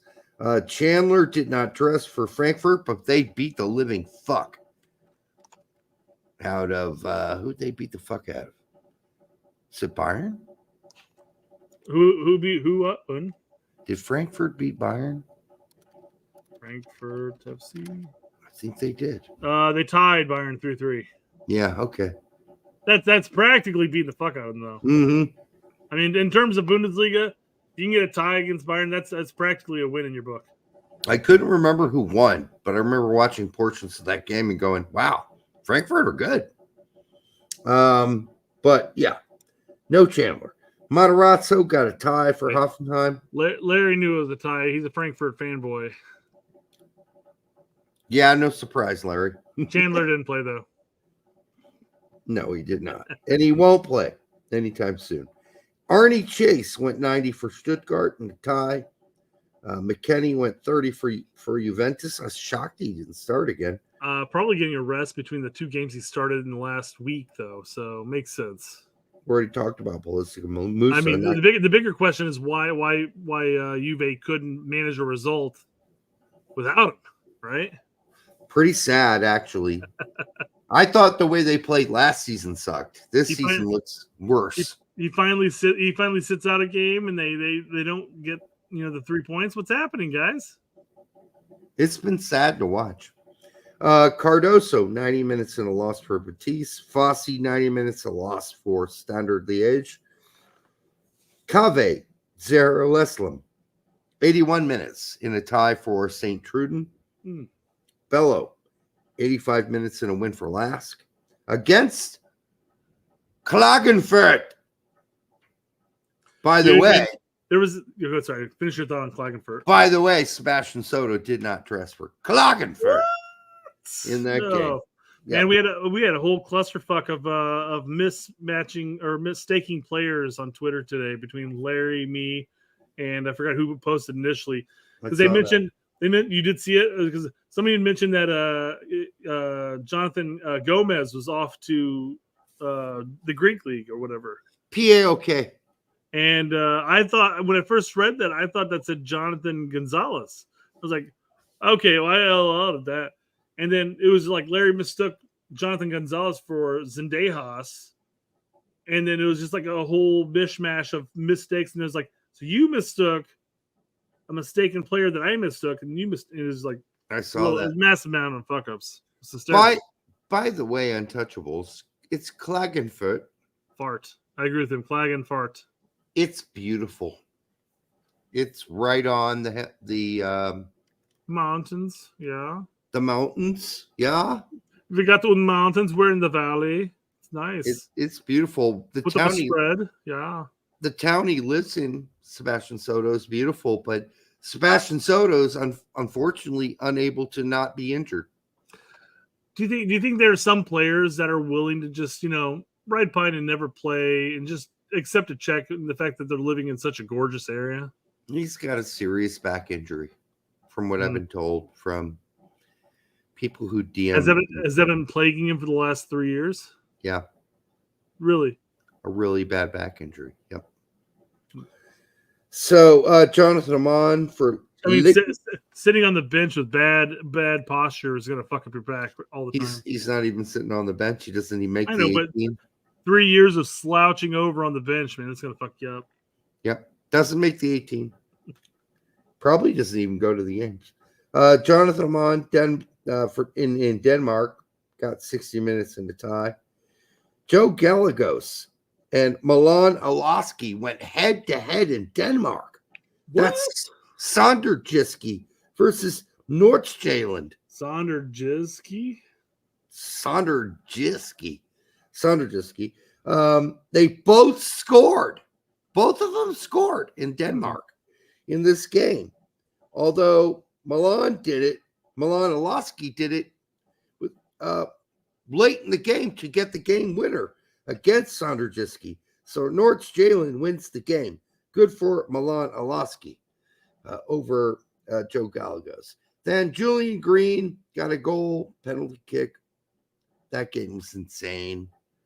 Like, there were 2 handballs called in that game where the goalie took a back pass, then passed it over to a guy who picked up the ball with his hands. Yeah, I think I saw this highlight because there's another one, and the exact same thing happened later on in the game against the opposite team, too. How big of a dumbass are you? Anyhow, and then later on it happened to the other team. Yeah. They picked up the ball after a foul before the foul had been called. And they got a fucking penalty kick. Julian Green quickly put that away. Somebody posted that clip going, the Bundesliga 2 is not a real league. I mean, not if you're going to be that dumb. Yeah. I mean, and that doesn't represent the whole league, but that was pretty fucking dumb shit. There's an obvious reason why you're in the second Bundesliga right now. Yeah. Dietz went 90 in that, by the way. Johan Gomez, 90 minutes in a win for Braunschweig. By the way, Braunschweig now, instead of being at the bottom, is 15 out of 18. EPP did not dress for Panathinaikos because, well, will he ever dress? No. The Greek League, where American players go to die. Kevin Lund, 90 minutes for Palermo. They sit 9th out of 20. Brendan Vasquez, 30 minutes for Monterrey and a loss. Fernando Arce, 90 minutes for Necaxa in Liga MX in a loss. Frankie Amaya in the 18 for Toluca did not play.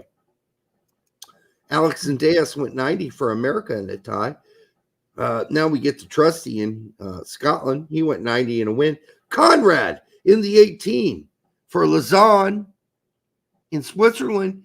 Conrad in the 18 did not play. Is anyone shocked yet? Is anyone? I don't think anybody's shocked. I think there's still some people holding out on hope, but still. Well, hold on hope for all you want. But, it's kind of like drinking way too much one night and holding on to your soggy ass cock when you can't get hard, when there's a hot girl in the room, but you're so fucking wasted. You can't get it up. They have an actual saying for this. It's you get shit in one hand and hope in the other and see which one fills up first. Yeah. Soggy cock. All right. That's what Conrad's. That's the situation. Soggy cock. All right. Damian Down, 66 for Köln. Not Cologne. Köln. Toljan, 90 minutes in a win for Sassuolo. In Serie B. Jonathan Klinsmann in the 18 for Cesena in Serie B did not play. Joe Corona in the 18 for Tijuana did not play. Mark Heider, a goal. And in 66 minutes for Sportfreunde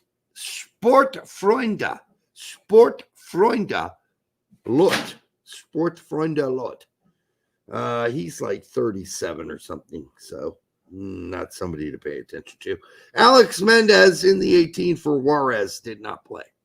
And that is your Yanks Abroad report. You mentioned Jonathan Klinsmann, and I was sitting there wondering, I'm like, how many kids of former greats really pan out? None.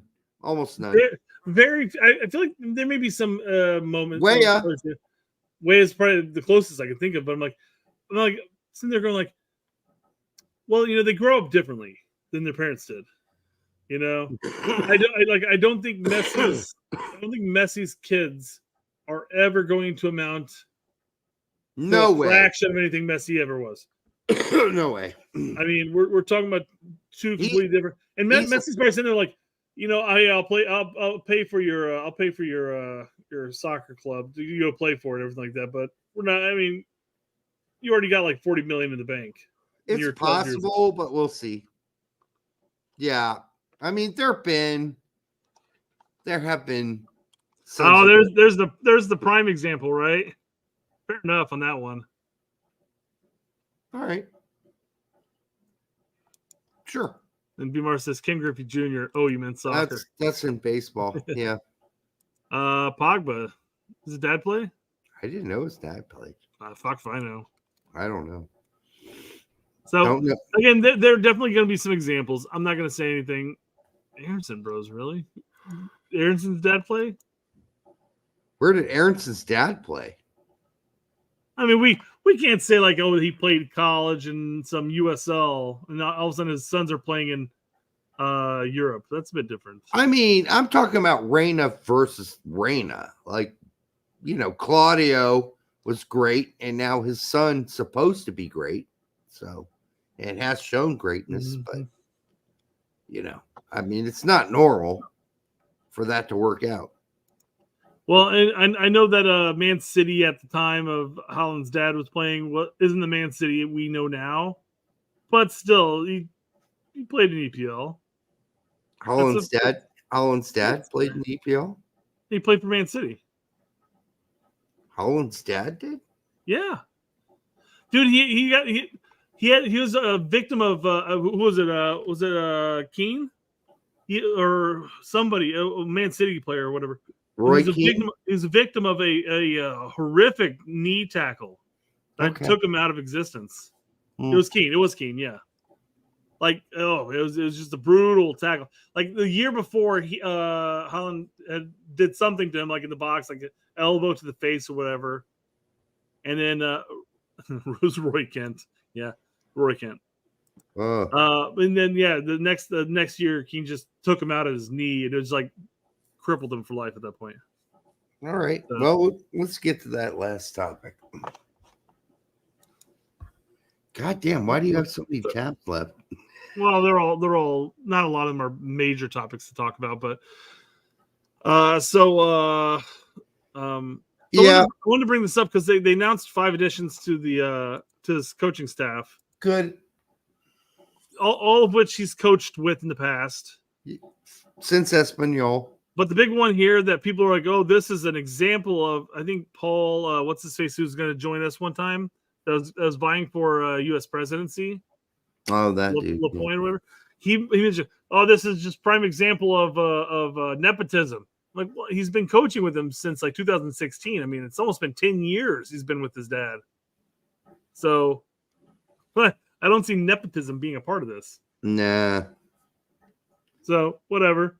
He's basically brought in a bunch of people he's been working with for like the past decade plus. So whatever. So what? His son gets hired. No big deal. Do you think John or Paul has an issue with Bob Bradley having Michael work with him? I doubt it. Hey, LaPointe. Tony Martinez says that Alexi brought it up as well, apparently. It's such a not a big. I'm sure he's getting paid a pittance, a small amount. Yeah. He just wants his son with him. No biggie. Well, I mean, he probably has full confidence in his son working with his system and what he wants to do. You know, because when you call people up as your assistants in various aspects of the job, you want to make sure that they're all in line with what you want to do as the manager. Because what was it? The line from remember the Titans.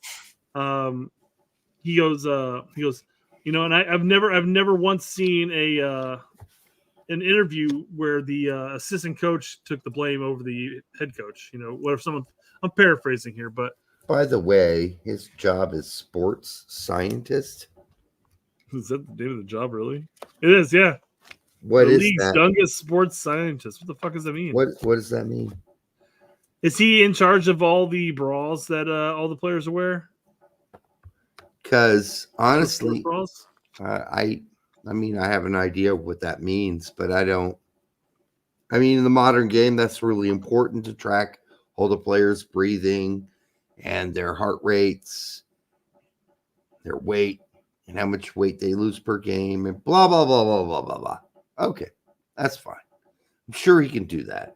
He's not going to be calling games or making any effect on how his dad decides, you know, how they're going to go down. So, all right. Bro, he's the one. He's the one that's tracking all the information from the bro bras, where he's like putting it into an Excel spreadsheet, so his dad can put it on a PowerPoint, I guess. Right. Yeah. No big deal. No big deal. Not something I'm going to lose sleep over. No, 100% not. No. All right. Pochettino smoothly sliding into the American culture after practice is going to hit up 2 for $20 at happy hour at Applebee's. I'm assuming that Max is bringing this up because of the attire, but they are in Texas, and you know, it's going to be a little warmer than. I have no clue what this is about. He's out on the pitch. You know, he's you know, stunning sports apparel.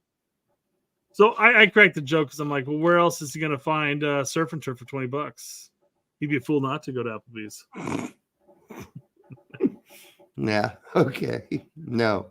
Your response is better than the original by a long shot. I think every time I respond to Max, he gives me a good like for it, because that's my response. Is whenever he posts stuff like that, I'm always like that. Fair enough. Okay. So hold on, I gotta find this. You read the super chat. When will Poach take the guys to the zoo? Not anytime soon. Beg to differ, Derek. As you can see. Dan says, is it just me or does everybody look happier? Yeah, they look pretty happy coming into camp. And I said they heard that they're going to go to the aquarium instead of the zoo. Remember the sharks? You're all sharks. It's not happening, Brett. It's gonna happen. No, it's not. It's not going to. And if it does, I will mock it. Nobody's going to be talking about African dogs anymore. It's kind of an East Coast type accent, I guess. Remember the Sharks? No more of that is going to happen, people. It's over. It's over. No more African dogs. Greg he's gone. Dry heat is greater than humid heat. I mean, as in, you'd rather have dry heat over humid heat? Hell yeah. Humid heat sucks fucking donkey balls. Humid heat sucks. Oh my God. That's all we get. Summertime in Indiana is miserable in that sense. Yeah, fuck that shit. See, African shocks. Those are called great whites. Those are called great whites. You had the great whites. South Africa. I know 80% of blacks, but still. South Africa. Those sharks are, dangerous. Sharks are the wolves of the sea. Yep. All right. They're the African dogs of the sea, guys. Indeed. All right. What else we got? We got something else here. Stephen Goff says that there are 3 U.S. men's national team roster changes due to injury. Yes. Tanner Tessman, Brandon Vasquez, and Zendejas are coming in for Cardoso and Balogun and Weah. For Cardoso, Balogun, and Weah, yes, it makes sense. We didn't think Weah was going to make this anyhow. He hasn't been healthy enough for Juventus. Yeah. And then I was actually kind of surprised. Balogun just got injured. And Johnny Cardoso, while not injured, is just starting now and getting into the flow there. Did you watch Tack's weekend report? No. When it came to Cardoso, he mentioned he's like, yeah, I don't understand it, but they were doing some weird rotation thing at the beginning of the season. But now Cardoso is back in his starting role. I'm like, why was there a weird rotation at the beginning? I mean, is it the same weird rotation we saw with Weston McKennie at Juve? Not really. I just don't know why he went from not playing to playing. It's not a weird rotation. They basically started out with what he thought the manager thought was the best team. And then he went, oh, these guys aren't that good. And then it didn't work. It's not that great. Let's play Cardoso. So the guy's coming in, by the way, if we go back one. Oh, shit, I got rid of it just now. But it was Tessman. So Tessman gets in. Good for him. Yeah. We'll see how much if he gets to play at fall. Vasquez, not going to play. And who else?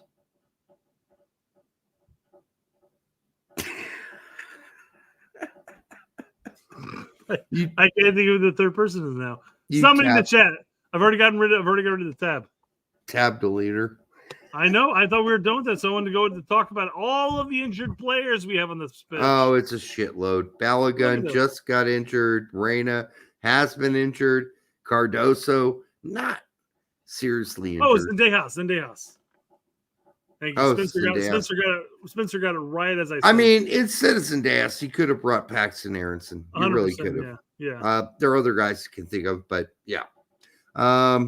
Chris Richards, yeah, of course. Tyler Adams, yes. Dest, CCV. Well, what the fuck is going on here, Brett? We have an entire European 11 here that we could play. Yes. And be relatively competitive. Mm-hmm. Like outside of goalkeeper. Oh no, we have Diego. Diego Coaching. Yeah, we can field an entire team here, guys, of the injured players we have, and we'd be competitive. Yep. Fucking weird, dude. I've never seen this. What a time to be alive! That we have a window where we're calling it a team. We have this many players injured. It's crazy. It really is. It's fucking crazy. I don't know what's going on, but it might be something to look into because this is absurd. The number of players that we have injured is absurd. Absurd. It's absurd. So, all right. All right. Well, somebody mentions where to go. BMR says U.S. men's national team needs a new medical staff. Something, or all the teams these players play on, or what's going wrong. I mean, this is, it's just crazy. It really is the number of players that are injured. It's It It's is insane. absurd. It's not. It's nuts. It's nuts. And if you look back in the past and you saw a list like that for an injury list, no chance. You would never see that. No, not that long. Never have that. Not that long. Spencer Dirty for 569 says, Captain Pulisic, I think on X said our injured team is better than L3. I think he might be right. That's fair. That's fair. Yeah. Honestly, you think he's right. The injured team could, like I said, you could field an entire team. Yep. I mean, I don't think there are 23 players there, but I mean, you could field the 11 plus some subs. They'd certainly be competitive. Yeah. Pochettino meets Ream. What went wrong? This is so funny. This is I was good. telling Derek before the show, man. I haven't seen anything from Vodke. No, Vodke's been very quiet. All right, so let's listen to what happens here. It's not going to sting us. Good. How are you? Nice to see you. Nice to meet you. How are you? Yeah, very This is a pretty rough start for Poch with the players. He's handshaking over a chair and then pulling you. You can't pull in for a hug when you're over a chair. I don't think I could come up with a better example. Well, you need to keep the space in between so that way your dicks don't mash, right? Well, definitely not. Their hips are nowhere near each other. That's like an 8th grade dance right there. It's there's no chance of docking. Let's just put it that way. You know what that is? Yeah. Right? Yeah. No docking opportunity there with the chair in the way. Of why than this. Reem gets caught between a see you and meet you. Poch double asks him how he is, and it's all starting because we're putting ourselves in a bad position by not getting around the chair before starting the greeting. I love how simple his videos are. I do too. I mean, the whole thing is him just joking about how like they didn't go around the chair. We're talking about docking and an 8th grade dance, and he's just like, yeah, this is really awkward because they didn't go around this chair. But it works. It works, and it's hysterical. Yeah, it's great. Just kick the chair out of the way, you would think, but guess not. Brothers, what is it? Brothers don't shake hands. Brothers gotta hug. It's a safe greeting in the sense that they can't get too close, right? In the sense that they're going to hug, but it's not going to be a full body hug, right? Like, so you're greeting him, you're welcoming him back to the team. He's welcoming you as the new coach, but you don't have to really dock it up, right? Yeah. As Tony says, it doesn't matter. Reem will be out soon. Reem's already made it apparent that if he's still in the roster at 2026, it'll be amazing because he'll be 457 years old. He already said it, yeah. Yeah, so, I mean, he's fully aware of his age and nuts. Mm-hmm. It's nuts. It's nuts. All right. Just like that docking hug they could have done. It's nuts. God damn, Derek, it's not even 2 hours in. We're done. I know. It's that 2003 docking video that went all over. Remember that one? 2003? Yeah. No. I had a friend named Jeremy who sent it to me because he's like to send me shock videos. See, this is what I was thinking of as far as Interstellar docking video or scene. No, I don't know what that is. But yeah, it's another dude letting another guy fuck his dick hole. Ew. Yeah. I'm sorry, but I mean, ew. Why? It was horrendous. I don't understand that, quite frankly, and that's not a the whole peen to peen thing or anything. But I'm just saying, what form of enjoyment is this? I don't understand. I'm not sure. That doesn't seem. I mean, a catheter would be just as exciting at that point, right? I mean, up your pain. I mean, it just it doesn't make much sense to me. But I mean, I watched it in 90. Maybe it was like in the 2000s, early 2000s. He sent it to me. He's like, "Watch this holy shit," and I'm like, "Okay, I'll watch it." And then I played it. I'm like, "What the fuck's going on here? Oh my god! Holy fuck! What is going on?" That's what's going through my brain. and I was screaming it aloud at the same time. I'm this guy with this gigantic cock. Let's this little cock guy fuck him in his dick hole. So I'm thinking, what the fuck is this shit? I think Fumar saw the same video. He saw a guy fucking a snake on Twitter. Well, that's a little different. That's so, does that mean the snake is like gobbling up your man part? No. Is that how you do that? He's probably fucking the snake's orifice. I mean, what was it, like a python? I mean, it'd have to be a big snake. I mean, does the backside expand like the mouth does when it eats something that's bigger than its actual body? I just wouldn't want to piss that snake off. It'll reach around and bite your ass. In fairness, I just wouldn't want to fuck a snake. Yeah, I wouldn't either. That's gross. What is the purpose of that? I know, right? That's disgusting. Yeah. Don't do that. Don't fuck snakes. Fuck your stepsister, for Christ's sake. Not snakes. All right. That's going to do it for tonight. There's less of a stigma by fucking your stepsister than it is a snake. So I'm just saying. Yeah. Put out a video of you fucking a snake. You will not get a job anytime soon. All right. For all those who joined us tonight, we love you. Thank you.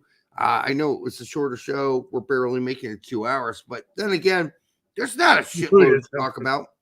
Yeah, I mean, there's not a I had a lot of fun coming on and talking with everybody else. When do I get to talk about a video of a person fucking a snake? I'm just saying. Not very often. Not very often. I mean, it happens from time to time, but not or often. Or docking. Yeah. Or foetus. I mean, these are all topics that would normally come up in normal people's day-to-day lives, but not mine. Not mine. What? Who's people? I mean, it does not come up in mine either, but I try to take the random shit that I find out about and put it on the show because it's interesting. It's not like I'm out there watching food videos on a regular. He's got a backlog. He's like, man, there's not enough time in the day for me to watch all the food videos. You know, there isn't. That's why the show needs to end because I've got to go watch some food videos and record them and then jerk off to them later. There you go. Yeah. All right. We love you all. We will see you on Thursday. Have a great midweek. Oh, no, we won't see you on Thursday. Nope. So, thank you for catching that because otherwise it'd be a tweet coming out.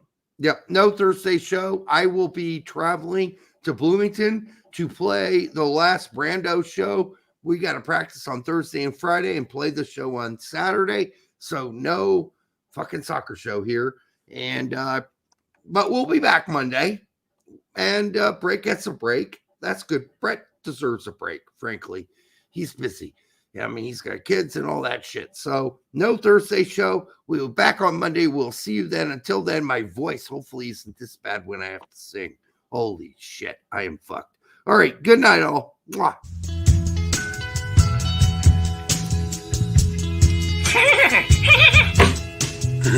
That hurt.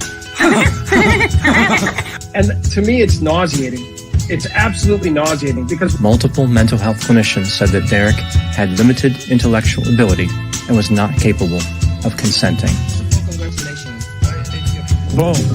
Right? Change soccer in America forever. Hella bugs out here. Bro, I